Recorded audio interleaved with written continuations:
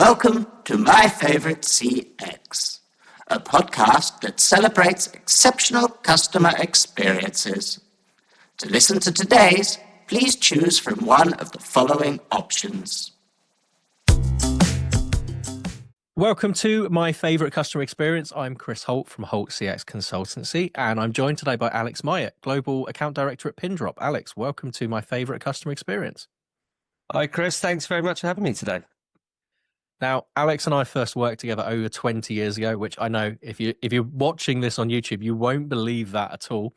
But since that time, Alex has spent time both in the partner and vendor world with the likes of Avaya, eGain, and Nuance before at the start of 2025 moving to Pindrop. So, Alex, other than giving a dotted history of our career together, why don't you introduce yourself and give a bit of background? Yeah, thanks, Chris. So, Alex Myatt, I actually stumbled into the telecoms network services world after leaving college. I don't think any sort of young person ever dreams of going into IT sales, but I certainly found myself in that world, and I have no regrets in that. It's been a fantastic career. As I say, since leaving college, I've worked in technology and contact center technology for some great companies and working with some great people. So as you mentioned, the likes of Avaya and Dimension Data, eGain, Nuance, and others. So it's been really varied, and it's helped shape kind of my knowledge right across the sector. So not just in one particular area, but the real sort of broad range of technologies and services that you need to deliver exceptional customer experience and the whole sort of ecosystem that delivers that. And what prompted the move to Pindrop? Yeah, it's just an incredibly interesting and challenging time right now. So when I was at Nuance, there was obviously lots of areas that Nuance provided in terms of conversational AI, very enterprise level IVR platforms, digital engagement for some of the biggest contact centers around the world. But there was one particular area that I was really sort of fascinated by, and that was security and biometrics. So voice biometrics was one of the most prominent technologies as part of that. So you may be familiar with the passphrase, "My voice is my password," when you speak to them.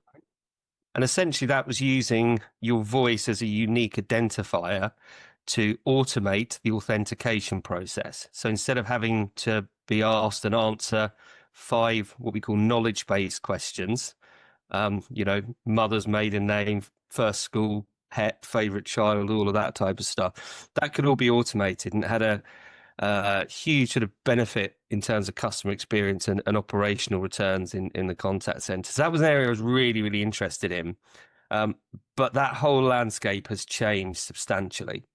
So because of all of the data breaches that are happening, obviously aware of a lot of the high profile ones at M&S and Co-op and others.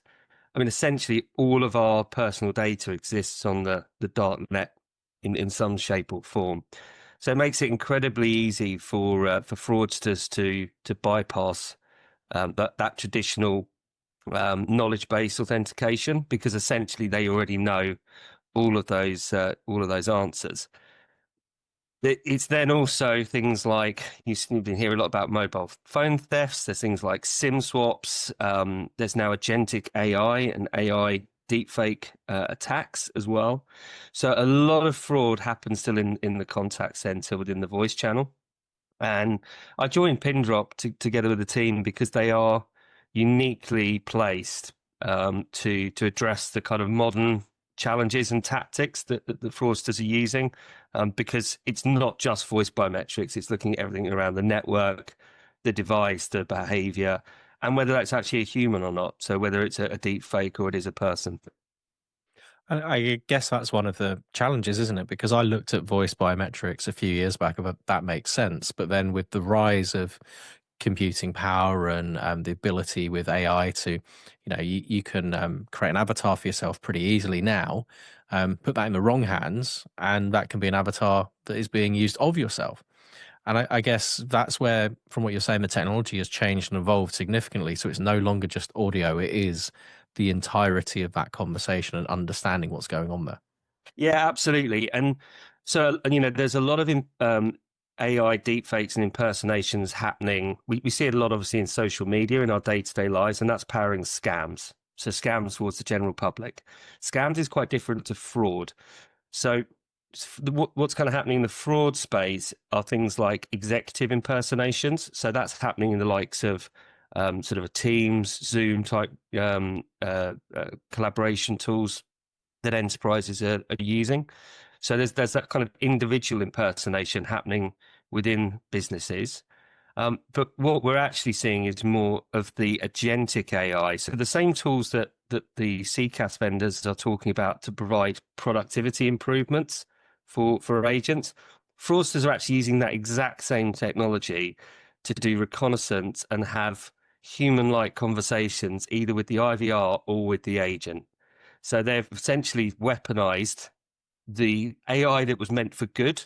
They're using it for bad to do reconnaissance and start to do that. So, yeah, it's a very interesting time. And I guess you mentioned a couple of high profile cases, and there's a lot of stuff in the news at the moment. Can you give us a high level of what's going on, what's happening, really?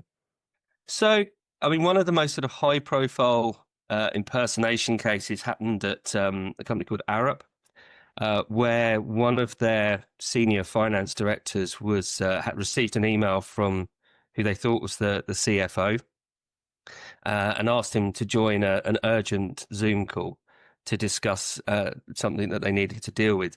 He got onto that. It was a deep fake of the CFO. So it was the video, the voice, everything was the same. And he managed to pressurize and convince that finance employee that they needed to make a number of payments to avoid some substantial penalties. Now, those payments were 17 payments in total, and they added up to about $25 million. And it was a deepfake fraudulent attack. So that's probably one of the most high profile that's kind of used as a reference. But you know, we're also seeing a lot more sort of again manipulation in the IT space, IT help desk, but also in the recruiting process as well. So deepfakes being used by candidates to actually infiltrate an organization, because once they're in, they can then obviously start to do sort of ransomware, get onto the Active Directory, take customer data, all that type of stuff. So there are so many different sort of areas that that fraudsters are attacking as part of these kind of cybersecurity and fraudulent attacks. And I guess with a CX hat on here, where is this now particularly important around customer experience? Yeah, that's a good question. And I was at an event last week, and we were discussing it with some fraud leaders. I think one of the challenges is there are a huge amount of phone thefts taking place. What I learned last week in London alone, there are 4 major gangs that operate to steal devices, and a lot of that is then being used to access accounts and steal people's money. There's actually on the news last night, the Met Police have managed to find one of those gangs, and they've managed to. They think they're responsible for nearly 40,000 phone thefts. And the reason, again, that's quite important is because from a lot of the financial organisations or you know sort of the contact centres, they will typically use 3 identifiers as part of the verification process. So the first is they'll use your mobile number or your CLI to confirm who you are. They may send you an OTP, a one-time passcode that's text to your phone. So if the fraudster has that phone and that device, they actually then receive that 6-digit code. And then finally, they'll ask those 5 knowledge-based questions, which again can be easily answered. And so that's kind of one of the biggest sort of issues with this. And we were also debating last week whether the push and the drive for frictionless customer experience, making things as easy as possible for a customer to do things as fast as they can, actually is having a negative in terms of making it really easy for the fraudsters. So is the drive for improved CX actually um, causing part of the fraudulent issues that are happening? And that's really intriguing, and it's something you've touched upon a couple of times there, where this technology has been built for good, but there will always be someone that tries to go, well, how can I use this in a way it was unintended for? And it's that unintended consequence of, yeah, you can have. I mean, when I use my mobile or laptop for buying stuff, and then you get sent a code, and then you have to go into your app, and there's a bit of a huff of a, why do I have to do this? I've already done this twice today. You know who I am. But actually, if you removed all those barriers, then you remove them for if that device is then compromised. Absolutely. And that's exactly what we want to try and help organizations to do. So firstly, removing or just validating that the actual number is the number that it's associated to the customer. So it hasn't been spoofed at all. It is on the right network. It's the right phone number. So you're using lots of attributes to start that identification process. Being able to look at the device. So is it actually the customer's device, or has it been put into another device? Where's that actually coming from? Is that actually a human, or is it a playback? Is it the genuine, the genuine person? Are they enrolled in voice biometrics? Can we capture their audio as well? So by doing that with Pindrop, essentially you drop the need to do one-time passwords, which are highly open to fraud. You're locking out the things like SIM swaps and stolen devices, and stopping impersonation. So fraudsters kind of bypassing the knowledge-based authentication. So that's what we're trying to do with organizations right now, is put in multi-layered call security to not only kind of detect and prevent fraud, but ultimately have a much better experience for customers as well. And I guess you're still doing that up against the, well, can we do it quicker? Can we do it more frictionless? What does that look like from if you're a contact center agent, is it adding masses to average handle time, or is it pretty much instantaneous now? It's instantaneous. So what we're looking to do is reduce average handle time significantly.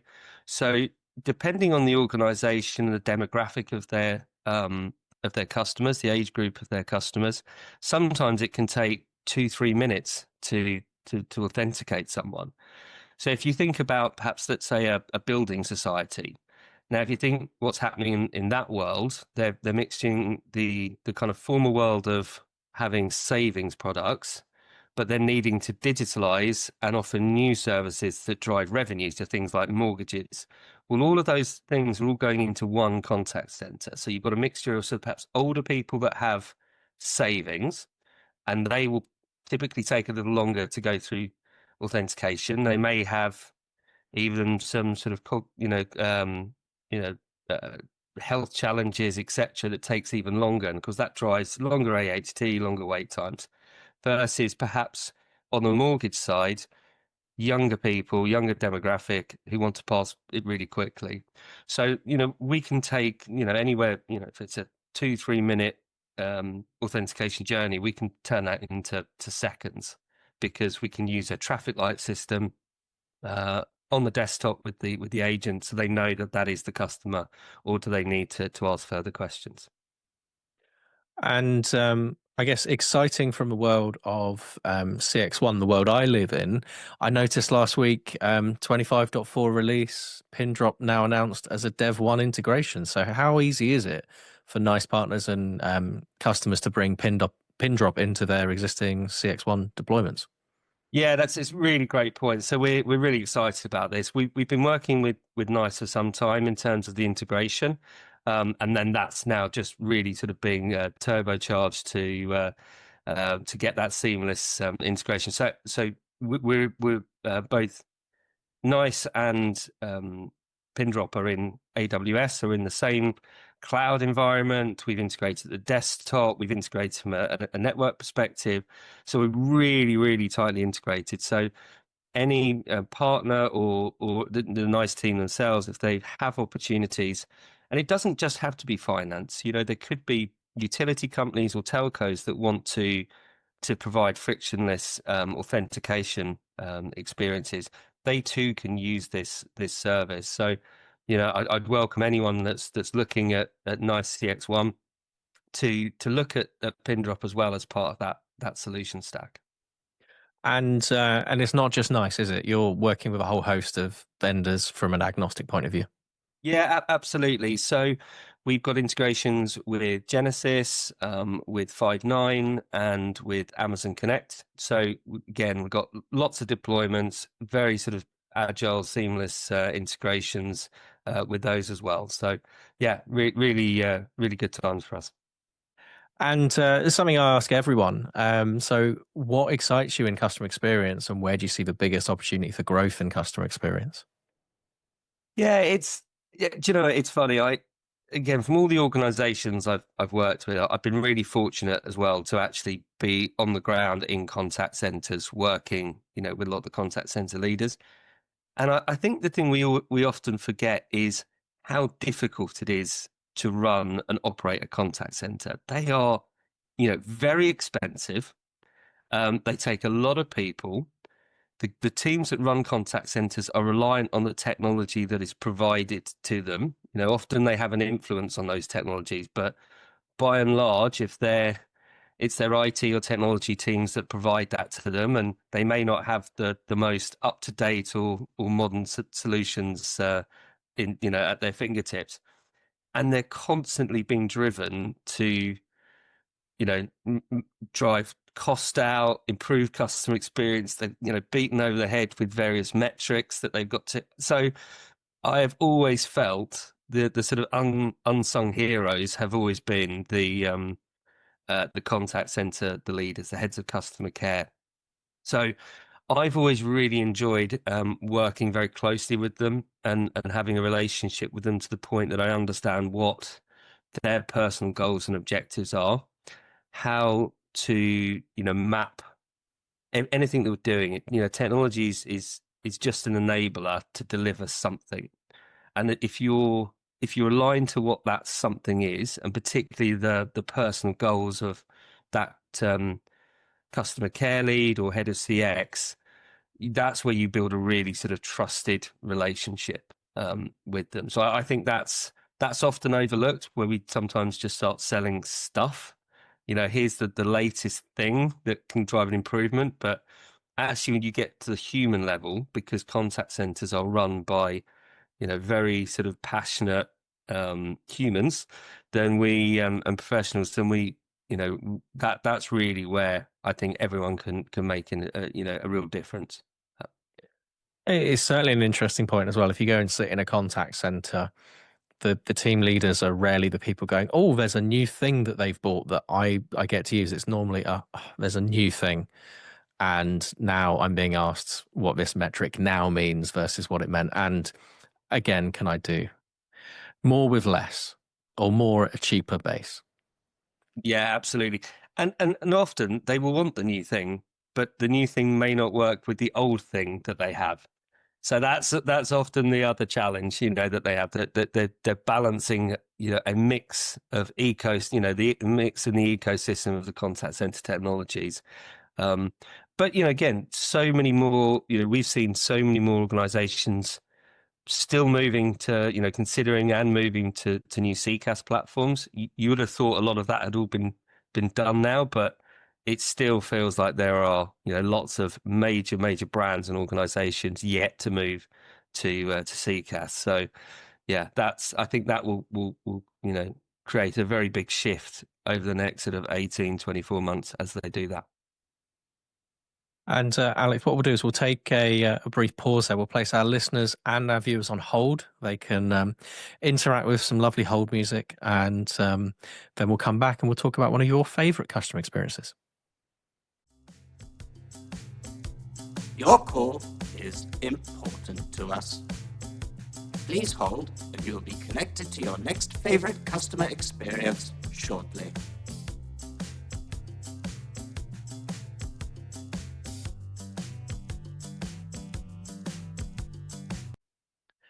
Welcome back to My Favorite Customer Experience. I'm joined this week by Alex Myatt of Pindrop. And Alex, the hint is in the title of the podcast. Why don't you tell us about a recent favorite customer experience and what made it exceptional?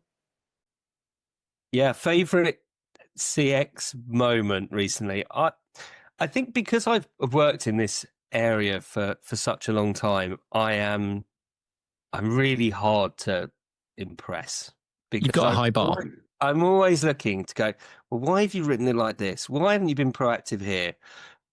It's very difficult to impress me.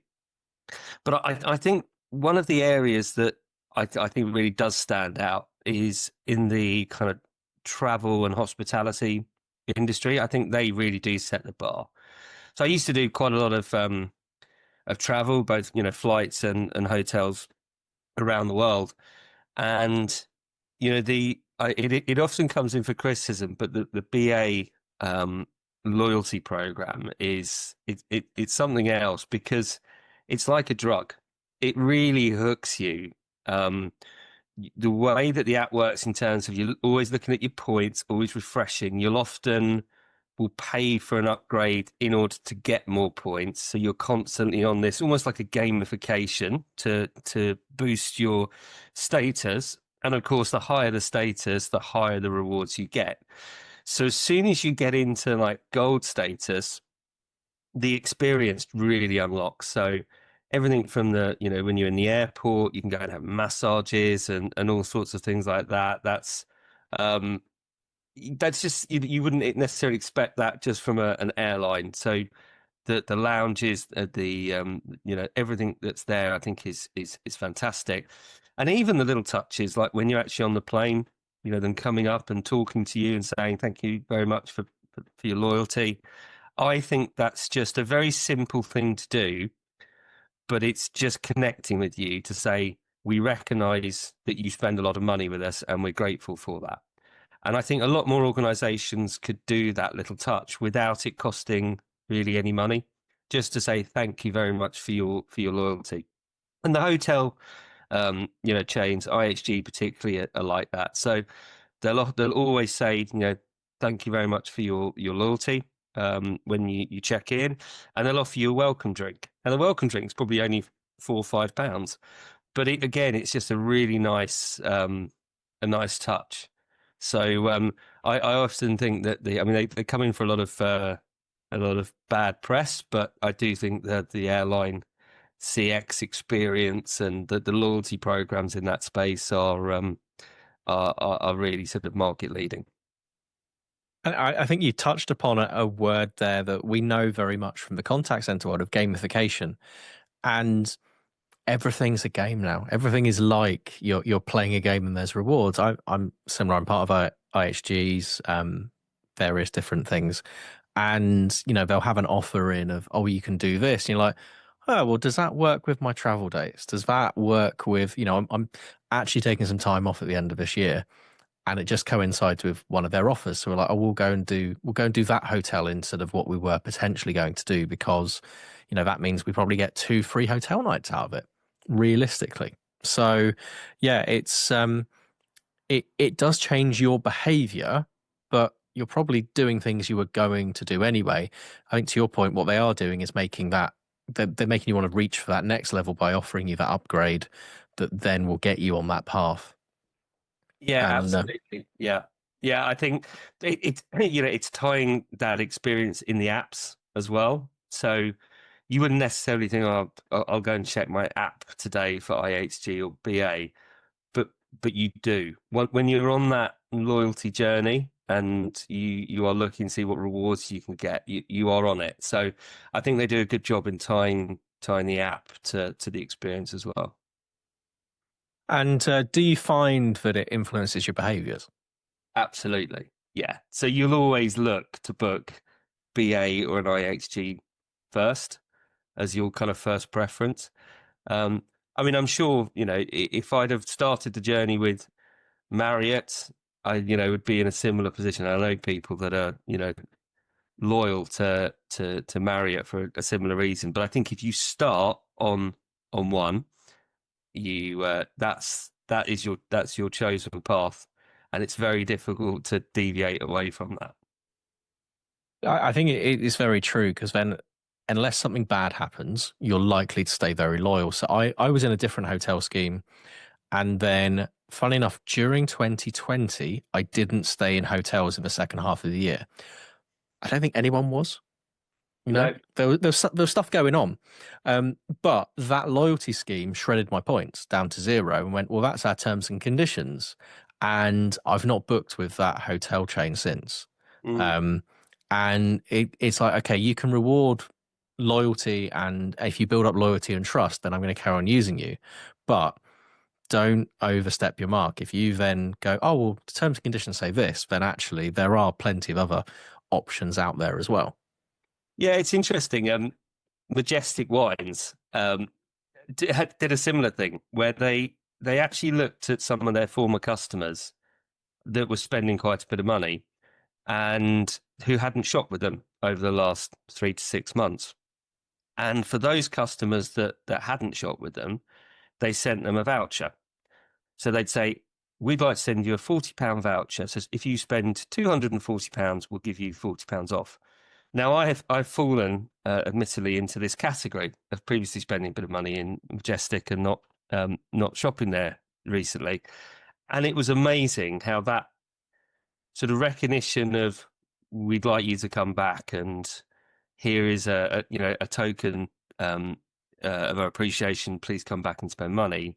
It did lure me back in, and it has got me back onto a sort of regular cadence-ish, in terms of going back there every few months to buy a few bottles. So yeah, it does work. And it was interesting. I was talking to the head of customer experience for Majestic Wines at an event, and he championed this voucher program.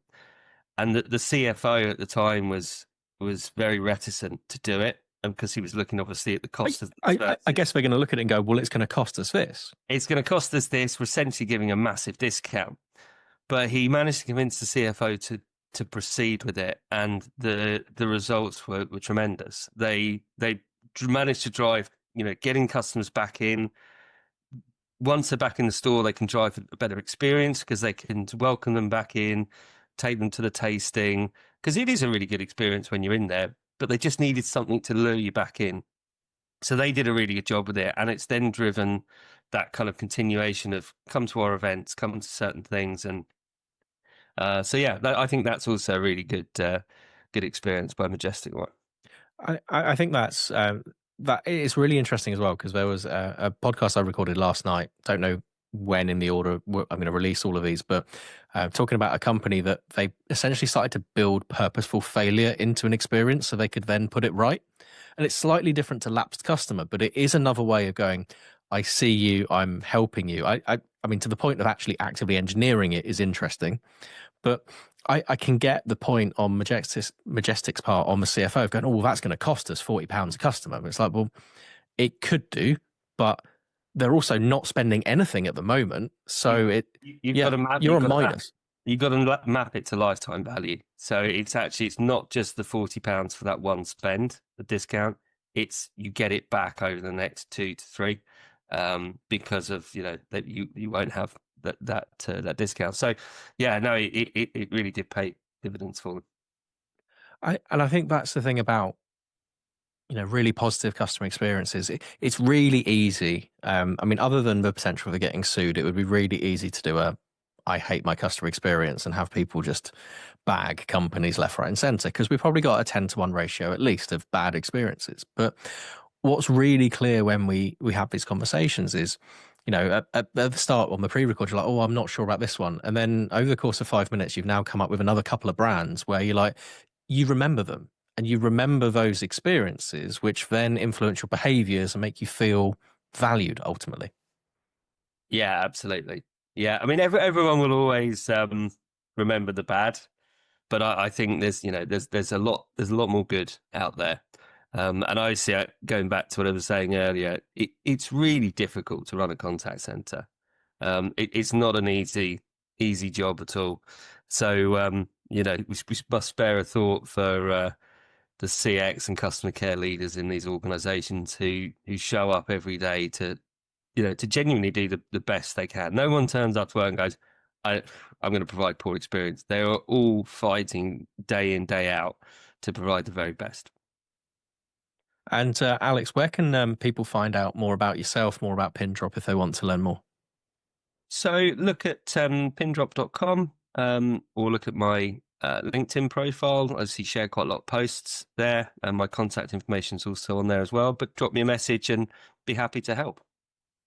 Wonderful. Well, we'll put all those links in the show notes as well. And if you're watching, you'll see some QR codes on the screen as well. But Alex, thank you very much for joining me on my favorite customer experience. Thanks, Chris. Thanks for having me. And thanks everyone for listening and watching. We'll catch you again soon. Thank you for listening to My Favorite CX. Your listenership is important to us. On your keypad, please press the number between 1 and 5 to rank how much you've enjoyed your experience.